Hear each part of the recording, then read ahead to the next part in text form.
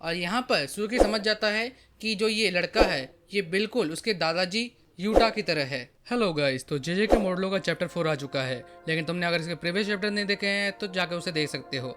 साथ ही साथ इस तरह के एनिमे या मांगा से रिलेटेड कंटेंट के लिए तुम मेरे चैनल को सब्सक्राइब कर सकते हो। मैं इस तरह के वीडियो बनाता रहता हूँ और हम 700 सब्सक्राइबर्स के बहुत क्लोज हैं, तो प्लीज़ सब्सक्राइब कर लो और साथ ही तुम्हें दूसरे वीडियोज़ भी देख सकते हो। तो चलो वीडियो को स्टार्ट करते हैं।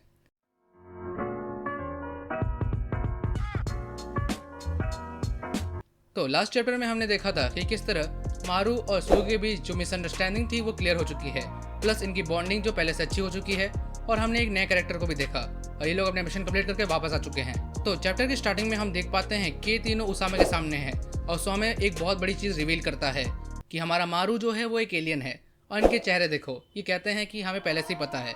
आर यू कॉमेडी मी?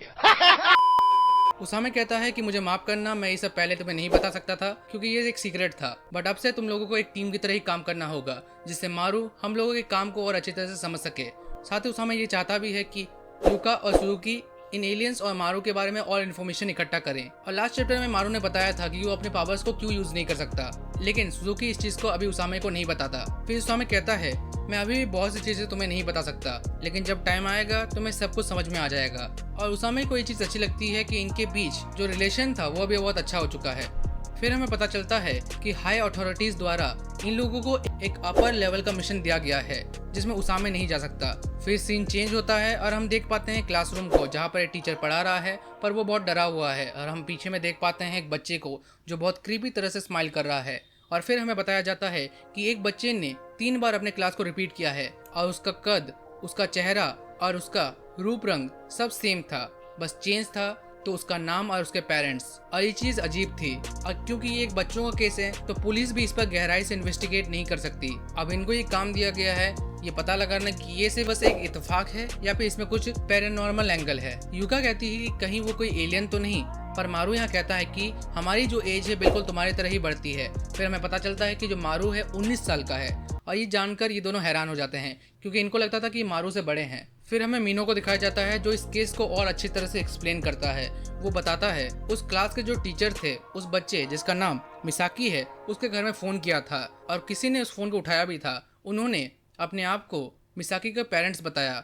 और जब उस टीचर ने मिसाकी के बारे में पूछा तो अजीब से फ़ोन से आवाज़ आने लगी। फिर फ़ोन से आवाज़ आई, क्या मिसाकी ने 100 दोस्त बना लिए हैं? अब सुजुकी और यूका जो है इस वॉइस नोट को समझने की कोशिश करते हैं, बट हमारा जो मारू है वो सोचता है कि जो मिसाकी है क्या उसने 100 दोस्त बनाए होंगे। और ये सब के बाद ये लोग सोचते हैं कि शायद वो कोई कर्स यूजर है जो एक बच्चे के रूप में ये सब कुछ कर रहा है। और यहाँ यूका कहती है कि जो फोन उठाया था हो सकता है कि वो भी इसी कर्स यूजर के ही साथी हों। मीनू कहता है कि शायद जो कर्स यूजर है वो उन फैमिलीज को टारगेट कर रहा है जो लोग किराए के घर में रहते हैं और उनके लैंडलॉर्ड से मिलना थोड़ा मुश्किल होता है।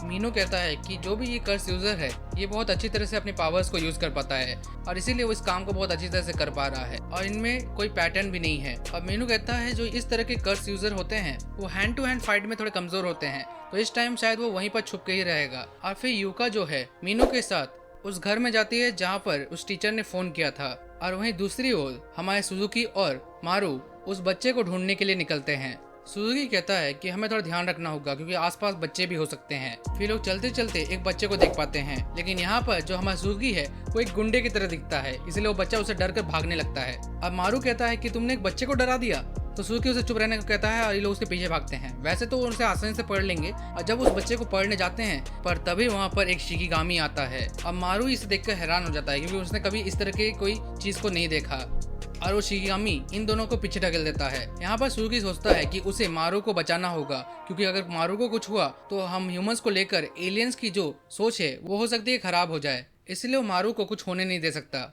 लेकिन अचानक से ये बच्चा और शिकिगामी दोनों माफी मांगते हैं और रुक जाते हैं, और हमें पता चलता है कि एक्चुअली में जो ये बच्चा है इसी शिकिगामी को यूज कर रहा है। फिर जो ये बच्चा है ये बताता है कि आज से 3 साल पहले जब मैं घर आया था तो मेरी मॉम जो है बेहोश हो गई थी, और एक्चुअली में वो मर चुकी थी। इससे पहले उसकी और उसके माँ के बीच बहस हुई थी कि क्या वो फर्स्ट क्लास में ही रह सकता है, क्योंकि उसको सेकंड क्लास जाने में डर लगता है। और जो इन माँ बेटे के बीच जो प्यार था ये बहुत ज्यादा था, जिस वजह से इस बच्चे ने अपनी माँ को शिनिगामी में कन्वर्ट कर दिया। और यहाँ पर सुजुकी समझ जाता है कि जो ये लड़का है ये बिल्कुल उसके दादाजी यूटा की तरह है, जो एक शिनिगामी को यूज करता है। और यहाँ पर सुजुकी बताता है कि ऐसा होता है कि जब हम किसी चीज से बहुत ज्यादा अटैच हो जाते हैं और जब वो चली जाती है तो हमारे नेगेटिव इमोशंस उसे इस तरह की कर्स स्पिरिट या शिनिगामी में चेंज कर देते हैं। और ऐसा कोई उसके दादाजी के साथ भी हुआ था। हम जानते हैं कि जो यूटा है वो रिका से बहुत ज्यादा प्यार करता था बचपन में, लेकिन एक एक्सीडेंट की वजह से रिका मर गई और यूटा के इमोशंस ने उसे एक शिनिगामी में चेंज कर दिया।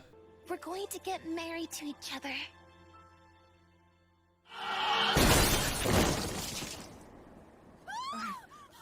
Yes, a child got run over by a car.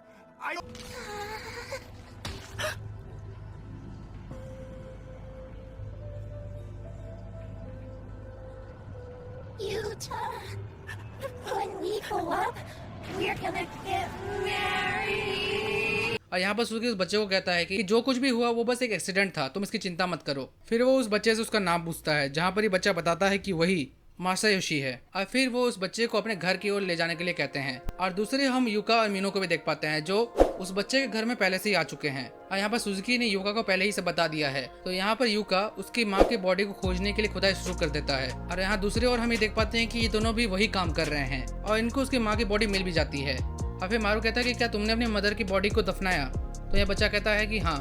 और इन दोनों को इस बच्चे की हालत को देखकर बुरा लगता है कि इतनी छोटी उम्र में इसे ये सब चीज देखना पड़ रहा है। फिर ये बच्चा कहता है कि क्या मेरे को जेल जाना पड़ेगा? तो सुजुकी कहता है कि नहीं, ऐसा कुछ नहीं होगा, हम तुम्हें जुजुत्सु एकेडमी में ले जाएंगे और तुम्हें एक सॉर्सरर बनाएंगे, पावर्स पर कंट्रोल करना सिखाएंगे। फिर ये बच्चा कहता है क्या मैं अपने असली घर वापस आ पाऊंगा? और फिर यहाँ पर मारू कहता है कि नहीं, एकेडमी ही अब से तुम्हारा नया घर होगा। और उस बच्चे को अपने पुराने घर की याद आने लगती है और ये चीज देखकर मारू को भी बुरा लगता है। फिर ये बच्चा कहता है कि वो हमेशा अकेला ही रह जाएगा।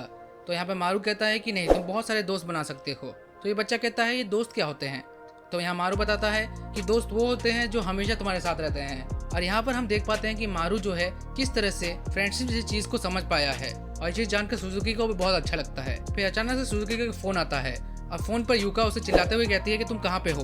तो यहाँ सुजुकी कहता है कि मैं उसी बच्चे के घर में हूँ।